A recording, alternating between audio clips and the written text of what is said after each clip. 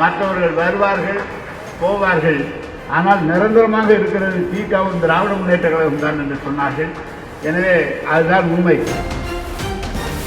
ஒரு பக்கம் திராவிட முன்னேற்றத்தை அழித்து விடுவேன் என்று புறப்பட்டவர்கள் ஒரு காலகட்டத்தில் அவர்களே அழிந்து போய் திருப்பி திமுகவுக்கு வந்தபோது அவர்களையும் வாழ வைத்தது திமுக. யார் இருந்தாலும் யார் போனாலும் அதை பற்றி கவலை இல்லை. தாய் கழகம் இருக்கிறது, கழகம் இருக்கிறது, நாம் நேரடியாக மக்களை சந்திக்கக்கூடிய தெம்பு இருக்கிறது, அதில் துணிவும் இருக்கிறது. வாழ்த்துறை வருகையில் இருக்கின்ற முன்னாள் மத்திய அமைச்சர், கழகத்தின் துணை பொதுச் செயலாளர், இந்த திருமணத்திலே வாழ்த்த தகுதியுடைய ஒருவர். அப்படி இந்த இயக்கத்திலே கொள்கையிலே பெறலாமல் தொடர்ந்து பேசிக்கொண்டு எழுதி கொண்டிருக்கிற அன்பிற்கினிய ராஜா அவர்கள். அதனால்தான் நான் சொன்னேன், நான் முதல்ல பேசிவிடுகிறேன்.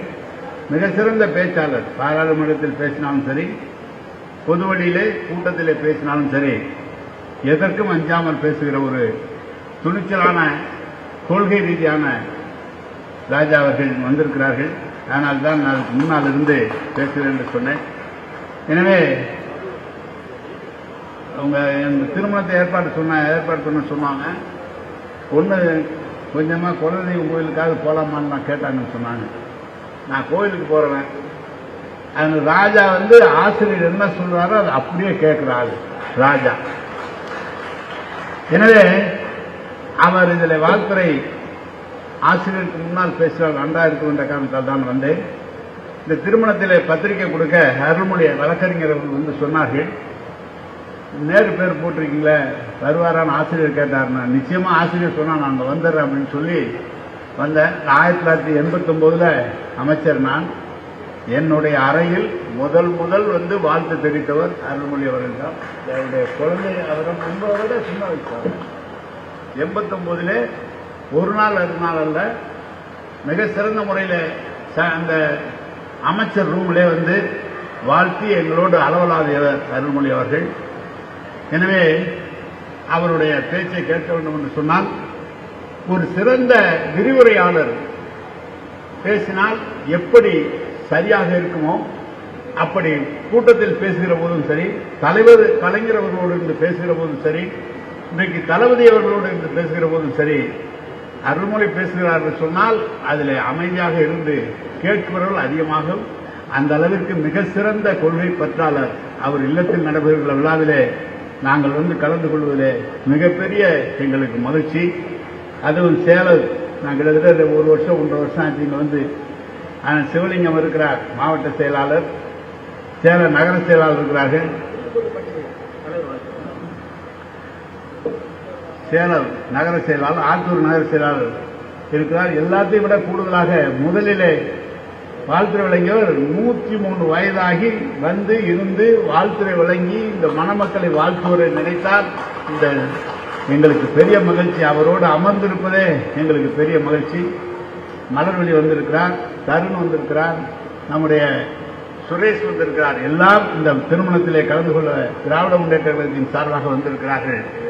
அனைவரையும் என்னுடைய வணக்கத்தை தெரிவித்து, ஆசிரியர் ஐயா அருகில் அமர்ந்திருந்த போது எனக்கு ஒரு சொன்னார். நான் வருகிற போது பார்த்தேன், திராவிட கழக கொடியும் திமுக கொடியும் மாறி மாறி கட்டியிருந்தது. நாம் தான் இன்றைக்கு நிரந்தரமானவர்கள் என்பதை போல அது இருந்திருக்கிறது. மற்றவர்கள் வருவார்கள் போவார்கள், ஆனால் நிரந்தரமாக இருக்கிறது திகாவும் திராவிட முன்னேற்ற கழகம் தான் என்று சொன்னார்கள். எனவே அதுதான் உண்மை. யார் இருந்தாலும் யார் போனாலும் அதை பற்றி கவலை இல்லை. தாய் கழகம் இருக்கிறது, கழகம் இருக்கிறது, நாம் நேரடியாக மக்களை சந்திக்கக்கூடிய தெம்பு இருக்கிறது, அதில் துணிவும் இருக்கிறது. இன்றைக்கெல்லாம் எப்படி பேசுகிறார் சொன்னால், ஒரு பக்கம் திராவிட முன்னேற்றத்தை அழித்து விடுவேன் என்று புறப்பட்டவர்கள் ஒரு காலகட்டத்தில் அவர்களே அழிந்து போய் திருப்பி திமுகவுக்கு வந்தபோது அவர்களையும் வாழ வைத்தது திமுக, அதையும் வாழ வைத்தது நம்முடைய முதலமைச்சர், நம்முடைய கழக தலைவர் கலைஞர் தளபதி அவர்கள். அவரை பற்றியெல்லாம் இன்றைக்கு தவறாக பேசுகிறார்கள். அதை பற்றியெல்லாம் கவலை இல்லை.